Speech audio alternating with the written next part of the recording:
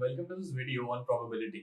तो आज की वीडियो में हम प्रोबेबिलिटी का एक बेसिक कॉन्सेप्ट समझेंगे कि प्रोबेबिलिटी होता क्या है और कौन कौन से फॉर्मूलाज हमारे को याद रखने होंगे इसके क्वेश्चन सॉल्व करने के लिए।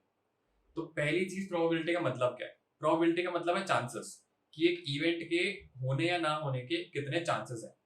तो प्रोबेबिलिटी का एक बेसिक फॉर्मूला होता है P of A is equals to number of favourable outcomes upon total number of outcomes. Favourable का मतलब है जो मेरे को इवेंट दे रखा है उसके फेवरेबल कौन कौन से आउटकम्स हैं और टोटल मेरे कितने आउटकम्स होंगे। फॉर एग्जाम्पल, अगर एक मैं फेयर डाइस को रोल करता हूँ तो उसमें 6 आउटकम्स होते हैं, 1 2 3 4 5 6। तो अगर मेरा इवेंट है A, probability of getting a odd number, तो ऑड नंबर कितने होंगे? 1 3 और 5। दैट मींस 3 ऑड नंबर्स हो गए मेरे, तो मेरे नंबर ऑफ फेवरेबल आउटकम्स हो जाएगा 3 और मेरे टोटल नंबर ऑफ आउटकम्स हो जाएंगे 6। तो probability of getting an odd number जब एक फेयर डाइस रोल किया जा रहा है दैट इज 3/6। अब हमारे को नेक्स्ट फॉर्मूला क्या याद रखना है कि अगर P ऑफ A तो हमने देख लिया, बट मेरे पास अगर क्वेश्चन आ जाए P ऑफ नॉट A, तो P ऑफ नॉट A कैसे निकालना है? Simply 1 minus P of A। P of A को निकालो, उसमें से 1 में से सब्ट्रैक्ट कर दो तो हमारे पास P ऑफ नॉट A आ जाएगा। नेक्स्ट चीज, P of A union B। What is the probability of A union B? तो इसको हम फॉर्मूला होता है probability of A plus probability of B minus probability of A intersection B। अब A union B का मतलब क्या है? A यूनियन B मतलब A और B को मिला के जो हमारा सेट बनता है।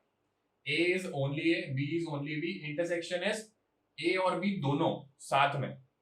तो अगर जरूरी नहीं है कि क्वेश्चन में आपको यहाँ पे साइंस दे रखे होंगे, हो सकता है क्वेश्चन में आपको दे रखा हो what is the probability of A और B। तो जब और यूज हो रहा है तो हमारे को याद रखना है कि और के टाइम पे हमारा यूनियन यूज होगा, और जब हमारे को एंड दे रखा होगा तो मेरा हमेशा इंटरसेक्शन यूज होगा। ए एंड बी का मतलब है इंटरसेक्शन और बी का मतलब है यूनियन। तो ये 3 बेसिक फॉर्मूला आपको याद रखने हैं, इसको आप लिख के रख लेना कहीं पे। नेक्स्ट चीज अब जो हमारे को कॉन्सेप्ट समझना है वो है इवेंट्स जो हैं बहुत डिफरेंट टाइप्स के होते हैं। तो पहला जो है हमारा वो है इंडिपेंडेंट इवेंट्स। तो इंडिपेंडेंट इवेंट्स में होता क्या है? इंडिपेंडेंट इवेंट्स में हमारे को याद रखना है कि जो मेरा probability of A intersection B होगा वो होगा probability of A into probability of B. That means independent event का मतलब क्या होता है? इंडिपेंडेंट मतलब ए और बी में कोई रिलेशन नहीं है, कि अगर ए के होने या ना होने से बी पे मेरा कोई फर्क नहीं पड़ेगा।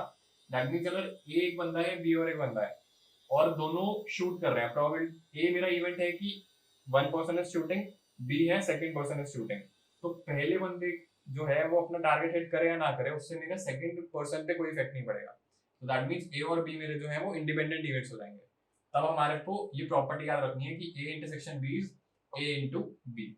नेक्स्ट चीज अब इसमें आती है एग्जॉस्टिव इवेंट्स। एग्जॉस्टिव, अब एग्जॉस्टिव इवेंट्स में क्या होता है, जो मेरी probability of A union B होती है वो मेरी हमेशा बन रहती है। इसमें सिर्फ ये चीज हमारे को याद रखनी है। सेकंड अगर मैं देखूं, थर्ड सॉरी, तो हमारा एक्सक्लूसिव इवेंट्स होते हैं। एक्सक्लूसिव इवेंट्स में मेरे को याद रखना है कि मेरी probability of A intersection B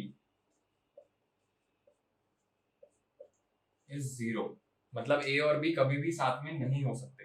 for example, एक कॉइन टॉस कर रहे हैं तो ए है गेटिंग अ हेड, बी है गेटिंग अ टेल, तो हेड और टेल कभी भी साथ में नहीं आ सकते। दैट इज, वो दोनों एक्सक्लूसिव इवेंट्स हैं।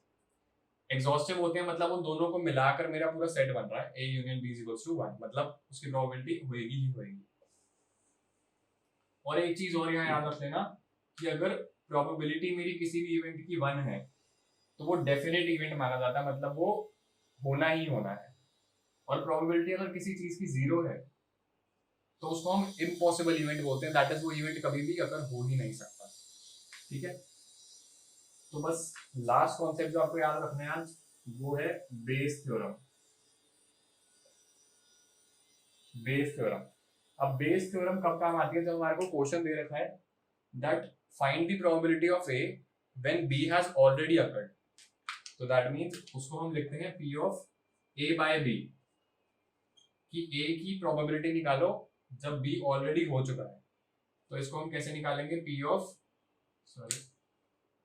इसको हम निकालेंगे by P of B upon A into probability of A whole upon probability of B.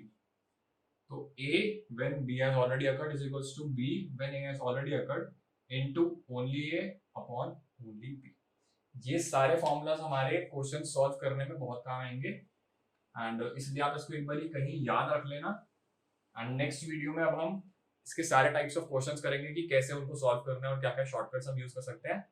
So if you like the video please hit the thumbs up and अगर आपको लग रहा है कि कोई टॉपिक मैं और कवर करूं तो आप उसको कमेंट सेक्शन में लिख देना and please subscribe the channel to stay tuned for the next videos. Thank you.